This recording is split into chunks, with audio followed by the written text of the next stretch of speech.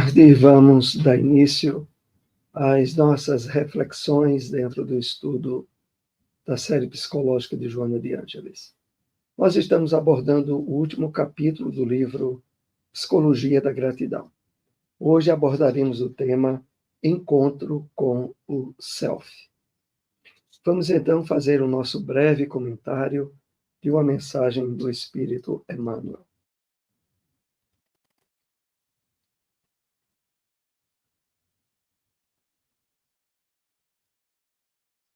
Separamos uma passagem do livro O Evangelho Comentado por Emmanuel, Cartas de Paulo, a primeira carta aos Coríntios, capítulo 15, versículo 58.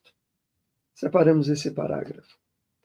Aceitar o cristianismo é renovar-se para as alturas, e só o clima do serviço consegue reestruturar o espírito e santificar-lhe o destino. Então, Emmanuel nos convida a ter a exata compreensão do significado que aceitar a Jesus deve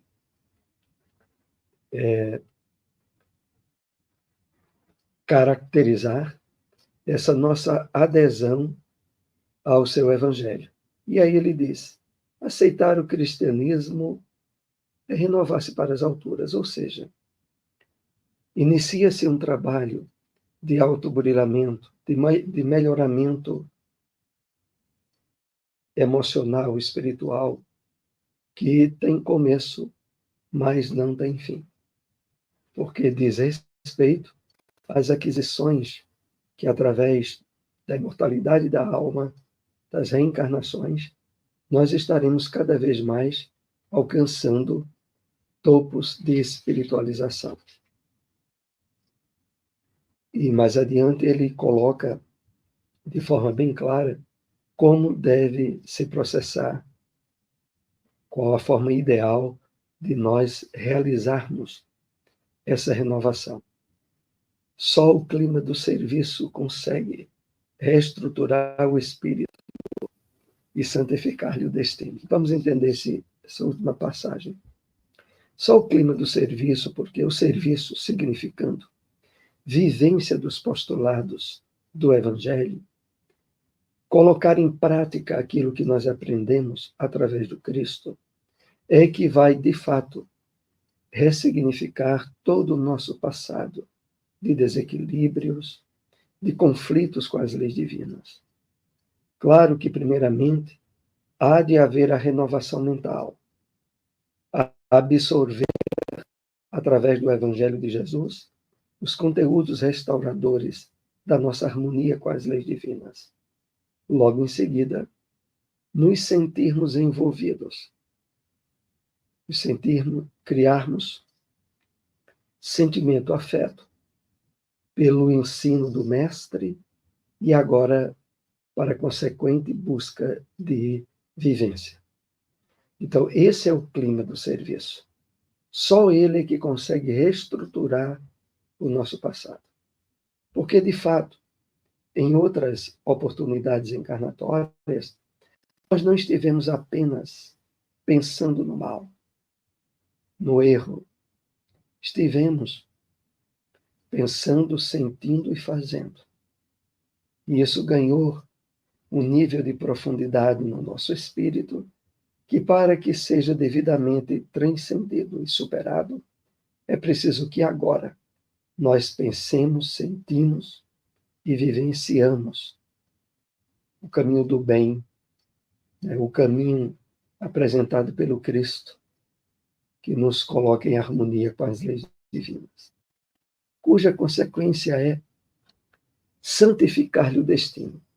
Santificar no sentido de elevar, de cumprirmos dentro das possibilidades ideais, dos compromissos e das aquisições espirituais que trazemos, aquele traçado, aquele planejamento que antes da nossa encarnação atual nós estabelecemos com o mundo maior.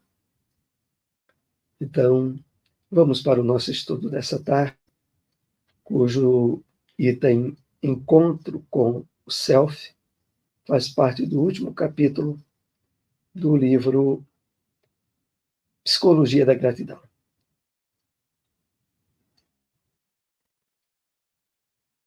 Jung definiu o self como a representação do objetivo do homem inteiro, a saber, a realização de sua totalidade e de sua individualidade, com ou contra sua vontade.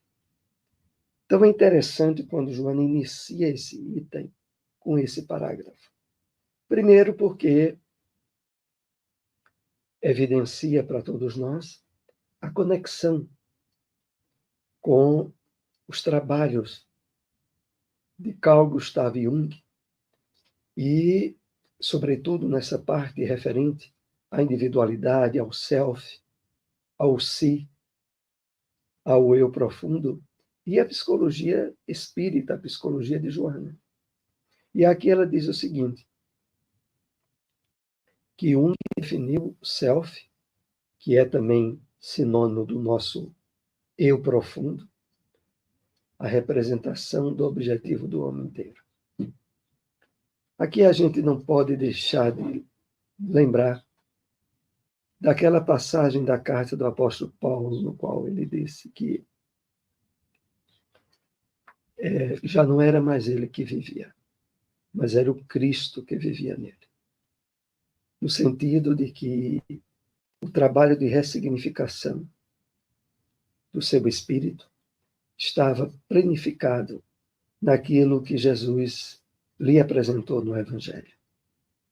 Ora, todos nós possuímos o nosso eu profundo, o nosso Cristo interno.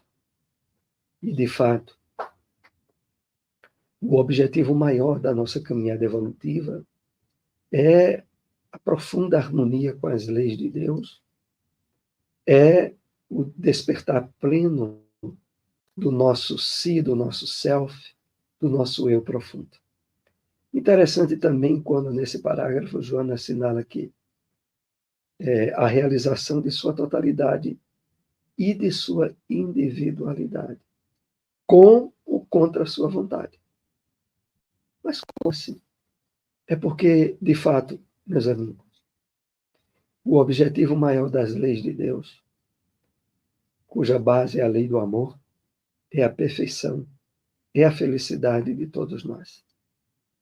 Por mais que intentemos ir contra as leis de Deus, ou por mais que sabotemos as reais possibilidades de felicidade, mais cedo ou mais tarde, os objetivos maiores das leis de Deus serão conseguidas, serão estabelecidas. Com ou contra a vontade do homem, que pode, pelo mau uso do livre-arbítrio, retardar, dificultar esse trabalho de despertamento da consciência, mas adiante, efetivamente, ele acontecerá para todos nós. Por isso é que é com ou contra a sua vontade, temporariamente. Capitaneado pelo instinto, dominado, controlado, o self experimenta a sua injunção, vivenciando um processo de transformação contínuo e sublimante no rumo da individuação. Ou seja, mesmo com todo o nosso passado, com todo o nosso mundo de sombras, procurando controlar, dominar, impulsionar o homem às ações impensadas, inconscientes, o self, o eu profundo, experimenta a sua injunção, vivenciando um processo de transformação contínua, por causa da lei do progresso, que abrange e alcança a todos nós, de transformação contínua e sublimante no rumo da individuação. Esse é o objetivo, o propósito maior das leis divinas e que, invariavelmente, serão estabelecidos. Por mais que o homem, projetado na ilusão da matéria, na satisfação indiscriminada dos instintos e na tentativa de anular as sementes de divindade que ele traz dentro dele, através de vícios, de desequilíbrios, mas cedo ou mais tarde, os processos da evolução e do progresso estabelecerão roteiros definidos para esse homem, no rumo da sua individuação. Apesar da sombra ser geradora de muitos conflitos, deve-se considerar que, em muitas situações, ela responde por vários fatores que produzem alegria, relacionamentos felizes, motivações, apresentando uma outra face oposta à sua constituição primitiva. De fato, a sombra, representando todo o nosso inconsciente, não deixa de alguns fatores positivos, de experiências que deixamos marcadas em nosso passado reencarnatório, também aflorarem, e estabelecendo nesse afloramento relacionamentos felizes, motivações, aspectos positivos, aonde o homem, algumas vezes, mesmo que tomado por um impulso, redunda em uma ação e uma intervenção positiva, devido a aspectos também benéficos, provenientes do seu passado reencarnatório. Numa análise contemporânea, à luz dos ensinamentos espíritas, esses arquivos do inconsciente coletivo são resultado de vivências que o espírito realizou em reencarnações transatas. Então, há também de se ter consciência de que o inconsciente coletivo também tem alguns fatores positivos da caminhada do homem ao longo das suas reencarnações. E que é perfeitamente explicável e entendido à luz dos ensinamentos espíritas. A diferença que sempre é bom lembrarmos aqui é que, para a psicologia, dissociada da percepção da imortalidade da alma e da reencarnação, o inconsciente coletivo assume aspectos semelhantes ao do inconsciente pessoal, que se limitaria apenas às experiências da encarnação presente, que teria iniciado a experiência de vida para aquele espírito desde a gestação, mas que estaria limitado à única experiência encarnatória. Enquanto que, à luz dos ensinamentos espíritas, não. Tanto o inconsciente individual quanto o inconsciente coletivo resguarda aspectos das diversas experiências encarnatórias do homem e que produzem efeitos e resultados na sua experiência atual. A imagem apresentada por Jung a respeito do inconsciente é bem fundamentada, porquanto ele o imaginava como um iceberg, cuja parte visível são apenas 5% do seu volume, consciência, estando os 95% da sua massa submersos, o inconsciente. Interessante aqui essa reflexão que Joana nos traz relativo ao conceito do consciente e do inconsciente, por Carl Gustav Jung. Realmente, aí a gente tem uma ideia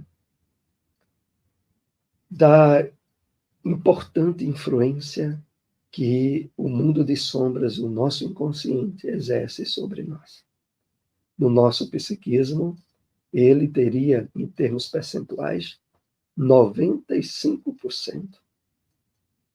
Aqui nós notamos a grande importância assinalada pela revelação espírita de fazermos o máximo de esforço no trabalho de burilamento íntimo, de superação de tendências e de vícios, de busca de assimilarmos da forma mais ampla possível o entendimento, a compreensão do mundo espiritual, da nossa verdadeira natureza e dos esforços de melhoramento espiritual que devemos fazer ao máximo na presente encarnação. Porque, agindo desse modo, nós nos preservamos não só de sermos vítimas de nós mesmos, pelos processos de autossabotamento, pelos processos de autopunição, engendrados muitas vezes do nosso inconsciente, do nosso mundo de sombras, que por não ter sido suficientemente trabalhado, potencializa o seu campo de influência na nossa vida atual. Daí nós podemos deduzir, meus irmãos, o quanto para as pessoas que se limitam à compreensão da vida à luz do materialismo, passa a carga emotiva que canaliza aos desequilíbrios, às ações impensadas e negativas que fazem parte do rol de experiência da maioria das pessoas. E aqui, ao mesmo tempo, claro, é destacado para nós a importância do trabalho de ressignificação da nossa maneira de ver, sentir e agir no mundo com bases na realidade do espírito imortal, da compreensão da vida maior que nos é passada pela doutrina espírita.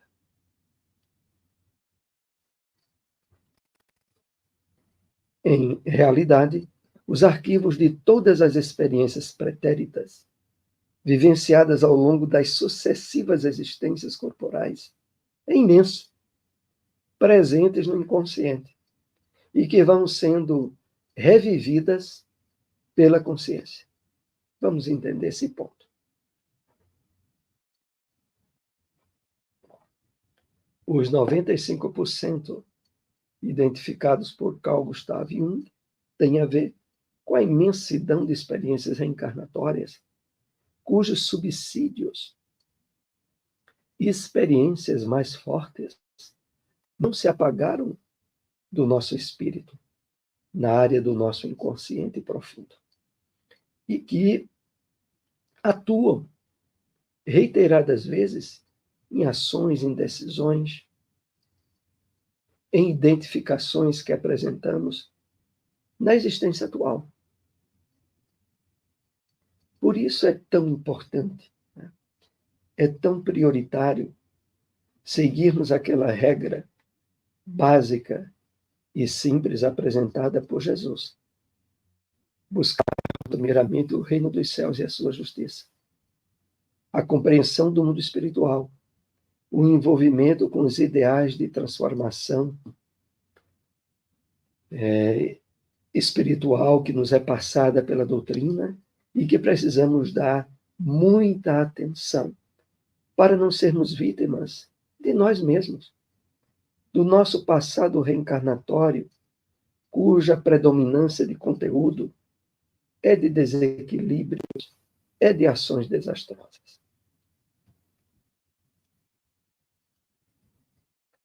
Em razão disso, imenso arsenal que se encontra no inconsciente e que pode flutuar na consciência, muitos conflitos e complexos da personalidade tomam corpo, conduzindo as pessoas a transtornos de variada denominação. Aqui nós podemos entender porque muitas pessoas portadoras de uma variedade de transtornos, de neuroses, têm, na ajuda da psicologia tradicional, um embasamento, um ajustamento, mas que acaba se tornando necessário uma terapia quase que permanente. A razão, né, do grande período que normalmente o tratamento psicológico requer para muitas pessoas, e que às vezes se alongam por anos, é porque, não levando em conta as questões de ordem espiritual, tentam resolver fobias, traumas complexos, tudo como sendo proveniente da encarnação atual. E, evidentemente, topam com infinidade de limites. Aonde, claro, nessa vida nós também podemos apresentar na fase adulta determinados traumas da infância atual.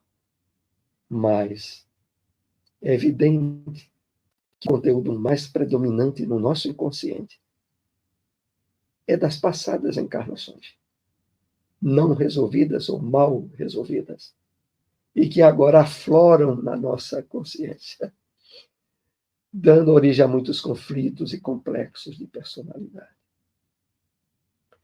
Muitas vezes é muito fácil nós localizarmos determinadas debilidades emocionais que temos na educação que nos foi dada pelos pais, né? em um alto potencial negativo que muitas vezes a educação repressora e principalmente até violenta que muitos passaram e ainda passam na infância e que redundam mais adiante no adulto um potencial para traumas e complexos, etc. Mas aí nós percebemos a fragilidade das reduções reducionais da psicologia tradicional. Porque há muitas pessoas que, mesmo passando por terríveis traumas na infância, por uma educação castradora, por até uma educação violenta, e mais adiante, após a adolescência, se tornam adultos sadios psicológica e emocionalmente, e que lidam com toda aquela carga negativa que houve de forma equilibrada, tornando muito bem claro que, não poucas vezes, nós podemos estar responsabilizando pais, a educação atual que tivemos, para problemas cuja origem real vem do nosso passado encarnatório, vem do que deixamos assinalado em vidas anteriores. Pessoalmente, eu tive ao longo de inúmeros anos, na infância e na adolescência, um problema muito sério de gaguejar. E quando eu procurei estudar a respeito desse problema, facilmente eu fui levado a direcionar a responsabilidade disso a uma educação repressora e, às vezes, violenta, que muitos de nós recebemos. Mas, adiante, conhecendo a doutrina espírita, eu percebi que muitas outras pessoas do meu conhecimento, mesmo tendo educação semelhante à minha, não se tornaram gagas. Então, a gagueira não poderia ser responsabilizada na presente encarnação. Assim ocorre com inúmeros outros traumas. E ao perceber que isso seria uma questão trazida do meu passado encarnatório, o redirecionamento dessa responsabilidade, assumindo o papel principal, facilitou muito a eu procurar os meios de terapia e de superação para o problema que eu tenho. Acontece muitas vezes o contrário, quando nós facilmente identificamos um culpado, responsabilizamos ele por determinado trauma que vivemos e continuamos tendo trauma. Como se dissesse, aí, o culpado é fulano, eu sou apenas a vítima. E não resolve a questão dela mesma, da vítima. É muito interessante aqui destacar esse aspecto. A doutrina espírita, de todas as doutrinas, cristãs ou não cristãs, é aquela que mais coloca a responsabilidade do que somos, do que fazemos, a nós mesmos. Atingida a maioridade psicológica e física, definindo as nossas escolhas e as nossas identificações. E daí em diante, parar de responsabilizar Deus, a sociedade, os pais, a educação, seja lá o que for, por questões ou dificuldades pessoais que estejamos vivenciando, é muito importante. Porque quando nós assumimos a responsabilidade, automaticamente nós nos sentimos instigados a resolver. Se aquilo nos incomoda e a responsabilidade daquilo é nossa, é procurar por todas as possibilidades resolver. Possibilidades, claro, equilibradas e morais, resolver. Então é isso. Prossigamos.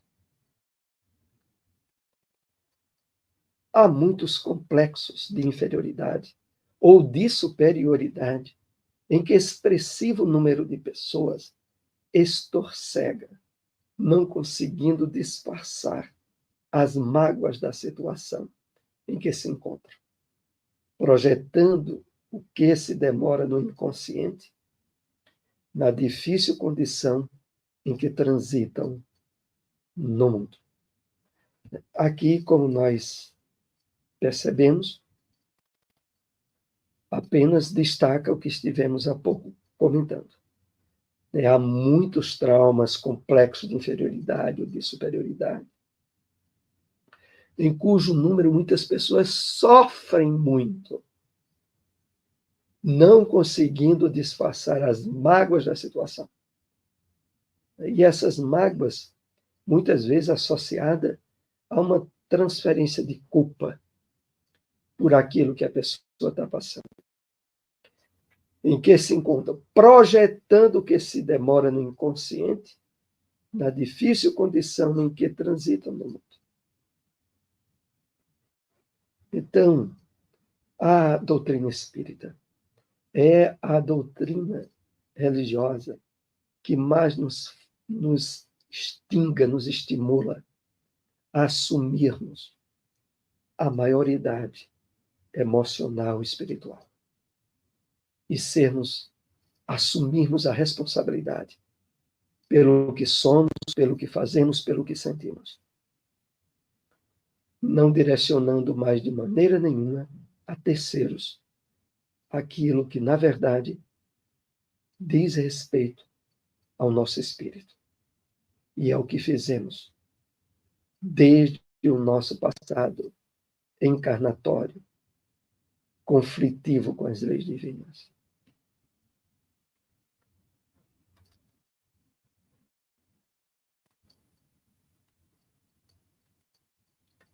Essas heranças marcantes das experiências passadas são muito mais comuns do que podem parecer, consumindo as suas vítimas.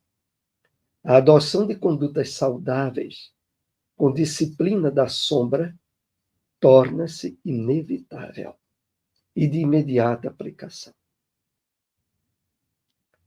Então,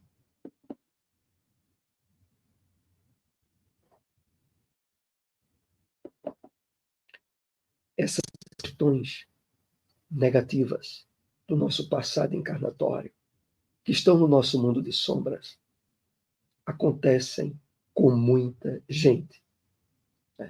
São muito comuns. São mais comuns do que podem parecer, consumindo as suas vítimas. Quantas vezes as pessoas que vivenciando determinados sofrimentos responsabilizam aquela situação que passaram e encaminham a sua existência para um campo de ansiedades, de depressões, de problemas maiores. direcionando, concentrando a responsabilidade em alguém ou numa situação que passou. Às vezes, por exemplo, a experiência de uma traição afetiva, a experiência de uma violência, né, durante a infância, de a pessoa ter sido vítima de uma questão de pedofilia. Claro que todos esses problemas são muito marcantes e difíceis, mas nós sabemos que há pessoas que passam por essas experiências e dão uma volta completa por cima de tudo isso. E mais adiante, adultas têm uma vida normal. Mas há aquelas que, se prendendo àquela experiência que passaram, inutilizam a sua vida. E não encontram meios de superar aquele trauma que ficou lá atrás. Às vezes, com a ajuda da psicologia tradicional, se consegue relativa superação. Mas a superação, diríamos, plena, se dá mais com a psicologia espírita, associada, claro, a todo um trabalho de ressignificação de objetivos e de metas na vida da pessoa. Desde isso que estivemos comentando ao longo desse estudo, que é, através do conhecimento da reencarnação e da percepção da nossa verdadeira natureza e dos objetivos da vida, assumirmos a responsabilidade sobre o que estamos vivendo e sabendo que mesmo nesses traumas graves que citamos, que tenham acontecido na encarnação atual, pelo entendimento da revelação espírita, nós sabemos que não foi por acaso. E mesmo tendo sido situações muito injustas que sofremos, o entendimento das leis divinas, à luz da revelação espírita, nos deixa bem claro. Na Terra, muitas injustiças. Aliás, há muitas pessoas sofrendo injustiças. Eita, me faltou até a frase agora. Na Terra, há muitos injustiçados. Aliás, há muitas injustiças, mas ninguém injustiçado. Por que na Terra pode haver muitas injustiças, mas não há ninguém injustiçado? Devido às vidas anteriores. Se a nossa percepção da vida se limitar a essa existência, aí nós estamos com um problema sério. Porque haveria, então, na Terra muitas injustiças e muita gente injustiçada, desde que só se levasse em conta essa vida. Mas quando nós nos entendemos como seres em passagem temporária por uma vestimenta física, como forasteiros, na linguagem do apóstolo Paulo, em passagem por uma terra ingrata, nós deixamos de dar maior cota de energia e de valor a algo que vivemos negativo nessa vida, mas que precisa ser superado. Esse nível de consciência nós temos na psicologia de Joana de Ângeles, na psicologia espírita, no conhecimento do Evangelho de Jesus, como nos é apresentado no Espiritismo. E aí sim, nós temos instrumentos suficientes para superarmos todos esses traumas e complexos, que se não fosse esse novo entendimento da vida, nos deixariam abatidos, frustrados, depressivos e com uma vida minada por fatores e situações que estiveram alheios ao nosso controle.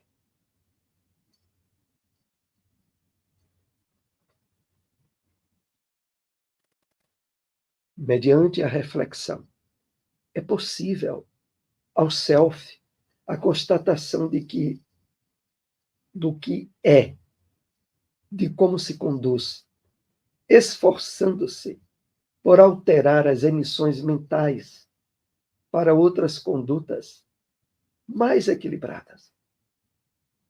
Então, é indispensável que o conhecimento da revelação espírita, da psicologia espírita, passe em nós por reflexões, por meditações, por aprofundamento do seu conteúdo, para que a partir desse aprofundamento, nós estabeleçamos novos hábitos mentais que redundam, que venham ter por consequência novas maneiras de sentir e de agir no mundo material. Fazendo isso, claro, nós estaremos acelerando esse despertamento da consciência do eu profundo, do self, assumindo um controle maior das cargas energéticas que vêm do mundo de sombras, direcionando-as agora para as ações da caridade, da solidariedade e do amor ao próximo. Ao, de fato, estabelecermos essas novas ações, essa nova vivência, nós estaremos superando plenamente traumas complexos, problemas psíquicos e emocionais que de outra forma não encontrariam solução. Aqui nós concluímos o estudo dessa tarde, Encontro com o Self.